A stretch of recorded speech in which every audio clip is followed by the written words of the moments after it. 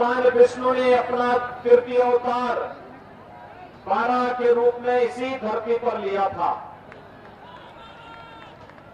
भाइयों बहनों, धरती के उद्धार के साथ ही देश के स्वाधीनता संग्राम आंदोलन में भी इस धरती ने बहुत बड़ी भूमिका का निर्वहन किया और उत्तर प्रदेश के विकास के लिए जिन्होंने अपनी कर्म भूमि के रूप में कासगंज, एटा, अलीगढ़ और आसपास के क्षेत्र को चुना था, ऐसे स्वर्गीय बाबूजी कल्याण सिंह जी की भी स्मृतियां इस धरती से जुड़ी हुई है। आज के इस अवसर पर मैं इस धरती को कोटि कोटि नमन करते हुए स्वर्गीय बाबूजी को विनम्र श्रद्धांजलि अर्पित करता हूं। भाइयों बहनों, भारतीय जनता पार्टी की डबल इंजन की सरकार ने सदैव आस्था का सम्मान किया है। यह आस्था का सम्मान चाहे वह एक भव्य काशी के निर्माण के लिए काशी विश्वनाथ धाम के निर्माण का कार्यक्रम रहा हो या फिर दिव्य अयोध्या के निर्माण का कार्य, और चाहे वह सदरई मथुरा हो, तो फिर सौरव उससे कैसे वंचित रह सकता है। यह हमारा सौभाग्य है कि श्री राजू भैया और यहाँ के हमारे विधायकों के प्रयास, पूज्य संतों की प्रेरणा से सौरव को भी हम लोगों ने तीर्थ स्थल के रूप में मान्यता देकर के यहाँ के समग्र विकास के कार्यक्रम को भी अपने हाथों में लिया है। आखिर हो क्यों ना, क्योंकि आस्था का तो सम्मान है ही, श्रद्धालुओं की आस्था को तो सम्मान है ही। इन तीर्थ स्थलों में हमारी आस्था जुड़ी है, लेकिन साथ साथ हमारे युवाओं के लिए रोजगार की भी असीम संभावनाएं जुड़ी हुई है, असीम संभावनाएं जुड़ती हैं। इन सबको समेटे हुए आज उत्तर प्रदेश लगातार तीर्थ धामों के सुंदरीकरण और उनके पुनरुद्धार का कार्यक्रम आगे कर रहा है। भाइयों बहनों, आप सबका सौभाग्य है ऐसे पवित्र क्षेत्र में जन्म लेने और यहां के माध्यम से भारतीय जनता पार्टी के समर्थक और कार्यकर्ता के रूप में पार्टी की सेवा करने और प्रदेश और देश की सेवा करने का अवसर प्राप्त हो रहा है।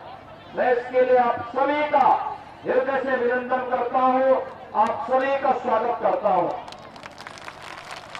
भाइयों बहनों, आज हम सब इस बारे में जानते हैं 2017 में आप सबने प्रधानमंत्री मोदी जी के आह्वान पर भारतीय जनता पार्टी की प्रचंड बहुमत की सरकार बनाई थी। भाइयों बहनों, भारतीय जनता पार्टी की प्रचंड बहुमत की सरकार ने आपने जो कहा था वो करके दिखाया है, और भारतीय जनता पार्टी जो कहती है वो करके दिखाती है। हमने कहा था हम कानून का राज लाएंगे, बेटियों की सुरक्षा की पुख्ता व्यवस्था करेंगे, गुंडागिर्दी और अराजकता पे लगाम लगाएंगे, दंगों का दंगा मुक्त और भय मुक्त प्रदेश बनाने का कार्य करेंगे। आज जब 5 साल के अपने लेखा जोखा के बाद हम सब आपके बीच आए हैं, आज मैं कह सकता हूं उत्तर प्रदेश में 5 वर्ष में एक भी दंगा नहीं हुआ। जिस प्रदेश में छोटी छोटी बातों को लेकर के सांप्रदायिक तनाव होता था, दंगे होते थे, कर्फ्यू लगता था, आज भाइयों बहनों वहां पर कर्फ्यू नहीं लगता, बाजारों में बमबाजी नहीं होती। आज वहां पर कांवड़ यात्रा निकलती है और हर हर बम के नारे के साथ कांवड़ यात्रा निकल करके अपनी आस्था को व्यक्त करता है। आज प्रदेश से पलायन नहीं होता। आज उत्तर प्रदेश प्रगति के नित नए प्रतिमान को स्थापित करते हुए देश की नंबर 1 की अर्थव्यवस्था बनने की ओर अग्रसर है। अलीगढ़ में राजा महेंद्र प्रताप सिंह जी के नाम पर विश्वविद्यालय की स्थापना, एटा में वीरांगना अवंती बाई जी के नाम पर मेडिकल कॉलेज की स्थापना, बुलंदशहर में बाबूजी कल्याण सिंह जी के नाम पर मेडिकल कॉलेज के निर्माण की कार्रवाई, पुल, polytechnic, degree college, ITI, hospital का निर्माण, सड़कों का निर्माण, तीर्थों का विकास, ये जहां एक और विकास की एक नई ऊंचाइयों को छू रहा है। अलीगढ़ में एयरपोर्ट का निर्माण कार्य युद्ध स्तर पर आगे बढ़ रहा है। तो भाइयों बहनों, दूसरी ओर गरीब कल्याणकारी योजनाओं के माध्यम से भी हर एक गांव के विकास, हर एक अन्नदाता किसान के जीवन में खुशहाली लाने, हर एक नौजवान को रोजगार प्रदान करने की दिशा में, हर एक महिला को सम्मान और स्वावलंबन के साथ आगे बढ़ने के कार्यक्रम को आगे बढ़ाने का कार्य सरकार कर रही है। भाइयों बहनों, अगर मैं आपके कासगंज जनपद की ही बात करूं तो कासगंज जनपद में किसान ऋण माफी की योजना के अंतर्गत अकेले आपके जनपद में 51,800 किसानों का ऋण माफ हुआ था। कासगंज जनपद में 51,800 किसानों का ऋण। वर्तमान में 2,10,000 किसानों को प्रधानमंत्री किसान सम्मान निधि में सालाना 6,000 रुपए सालाना उपलब्ध करवाने का कार्य किया जा रहा है। भाइयों बहनों, प्रदेश में पिछली सरकार ने दिव्यांगजनों का, वृद्धावस्था पेंशन पाने वाले वृद्धजनों का और विधवा महिला प्राप्त करने वाले विधवा महिलाओं की भी पेंशन की राशि को रोक दिया था। लेकिन हमारी सरकार वर्तमान में प्रदेश के अंदर 1 करोड़ दिव्यांगजन, वृद्धजन और विधवा महिलाओं को 12,000 रुपए सालाना पेंशन की सुविधा उपलब्ध करवाने का कार्य कर रही है। भाइयों बहनों, अगर मैं आपके कासगंज की ही बात करूं, 8,400 दिव्यांगजनों को, 21,200 निराश्रित महिलाओं को और 12,600 से अधिक वृद्धावस्था पेंशन प्राप्त करने वाले लोगों को यहां पर सालाना 12,000 रुपए पेंशन की सुविधा हमारी सरकार डबल इंजन की भारतीय जनता पार्टी की सरकार उपलब्ध करवा रही है। भाइयों बहनों, अकेले कासगंज जनपद में वर्तमान में 10 लाख लोगों को कोरोना कालखंड में डबल इंजन की सरकार है। डबल डोज राशन की हर महीने 2 बार राशन की सुविधा उपलब्ध करवाने का कार्य सरकार कर रही है। और यही नहीं भाइयों बहनों, प्रधानमंत्री आवास योजना और मुख्यमंत्री आवास योजना में भी 7,000 से अधिक गरीबों को एक आवास इस जनपद में मिला है। नौजवानों को टैबलेट में स्मार्टफोन दिया जा रहा है। जब हम टैबलेट में स्मार्टफोन देने का कार्य करते हैं तो समाजवादी पार्टी चुनाव आयोग को शिकायत करती है।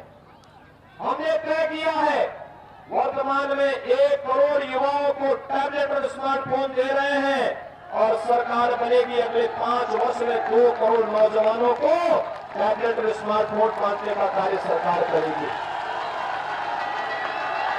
कन्या सुमंगला योजना के माध्यम से गरीब कन्याओं के लिए 15,000 रुपए जन्म से लेकर के स्नातक तक की पढ़ाई का पैकेज हो, या फिर गरीब कन्याओं की शादी के लिए सामूहिक विवाह की योजना ये सभी कार्यक्रम आज सरकार के हिस्से, सरकार की संवेदना गांव के विकास के लिए है, गरीब के कल्याण के लिए है, महिलाओं के स्वावलंबन के लिए है, नौजवान के रोजगार के लिए है, अन्नदाता किसानों की खुशहाली के लिए है, व्यापारियों की सुरक्षा और बेटियों की सुरक्षा के प्रति है। लेकिन मैं पूछना चाहता हूं, समाजवादी पार्टी की सरकार क्या कर रही है? उनकी संवेदना किसके प्रति है? भाइयों बहनों, उनकी संवेदना याद करिए, जब 2012 में समाजवादी पार्टी की सरकार आई थी, पहला काम किया था आतंकवादियों के मुकदमों को वापस लेने का। ये चीजें बहुत स्पष्ट है। उनकी संवेदना आतंकवादियों के प्रति थी, पेशेवर अपराधियों के प्रति थी, पेशेवर गुंडे और माफियाओं के प्रति थी, गरीबों के प्रति नहीं थी। और यही कारण था कोरोना कालखंड में समाजवादी पार्टी का नेता कहीं नहीं दिखे होंगे लोग। गठबंधन की सरकार ने फ्री में आपको टेस्ट करवाया, फ्री में उपचार की सुविधा दी। कितने लोगों ने वैक्सीन ले ली है? कोरोना की वैक्सीन कितने लोगों ने ली है? दोनों हाथ उठा करके आप लोगों ने अपना मंतव्य यहां पर बताया है। भाइयों बहनों, मैं आपका अभिनंदन करता हूं, आपने बहुत अच्छा काम किया। कोरोना के खिलाफ ये देश की लड़ाई को आगे बढ़ाने का कार्यक्रम है। कोरोना एक वैश्विक महामारी है, दुनिया को इसने त्रस्त किया है, लेकिन भारत के अंदर भाइयों बहनों, प्रधानमंत्री मोदी जी के नेतृत्व में जिस मजबूती के साथ जीवन और जीविका को बचाने का कार्य हुआ है, आज उसका परिणाम हम सबके सामने है। और आज इसीलिए मैं कह सकता हूं, जीवन भी बचाया गया, जीविका को भी बचाया गया, बीमारी से भी और भूखमरी से बचाने का जो भी प्रयोग भारत का है, दुनिया उसकी सराहना कर रही है। समाजवादी पार्टी के नेता क्या कोरोना कालखंड में हालचाल पूछने के लिए आए थे? और बहुजन समाजवादी पार्टी के लोग, कांग्रेस के भाइयों बहनों, ये लोग गुमराह कर रहे थे।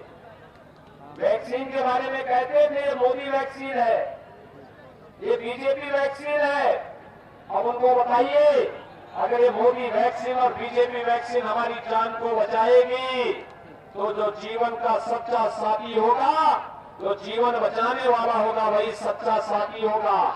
बाकी तो अवसरवादी होंगे, हमें अवसरवादियों का साथ नहीं देना है, हम तो जीवन बचाने वालों के साथ होंगे। और भाइयों बहनों, इसीलिए सरकार ने तय किया है, सरकार ने तय किया है अपराध और अपराधियों के प्रति जीरो टॉलरेंस की नीति के तहत सरकार कार्य करेगी। अपराध को स्वीकार नहीं करेगी, अपराधियों पर भी किसी प्रकार की कोई राम नहीं करेगी। जिस मजबूती के साथ सरकार लड़ रही थी, प्रत्येक गरीब को, प्रत्येक नौजवान को सुरक्षा दे रही थी, ये कार्यक्रम हमारा अनवरत इसी रूप में चलता रहेगा। आज यही आह्वान करते हुए मेरी आप सबसे विनम्र अपील है, भारतीय जनता पार्टी ने अपने सहयोग्य प्रत्याशी आपके बीच में दिए हैं। श्री देवेंद्र सिंह राजपूत कासगंज से और अमापुर से श्री हरिओम वर्मा भारतीय जनता पार्टी के प्रत्याशी के रूप में आपके बीच में यहां पर उपस्थित हुए हैं। भाइयों बहनों, आप भारतीय जनता पार्टी के प्रत्याशियों को समर्थन देंगे? सभी लोग भारतीय जनता पार्टी को प्रचंड बहुमत से चुनाव जिता करके भेजेंगे? सभी लोग सहमत हैं? भय मुक्त, गुंडा मुक्त सरकार चाहिए ना? तो फिर इसके लिए आप इन दोनों प्रत्याशियों को प्रचंड बहुमत से चुनाव जिता करके भेजिए। मेरे साथ बोलेंगे, भारत माता की।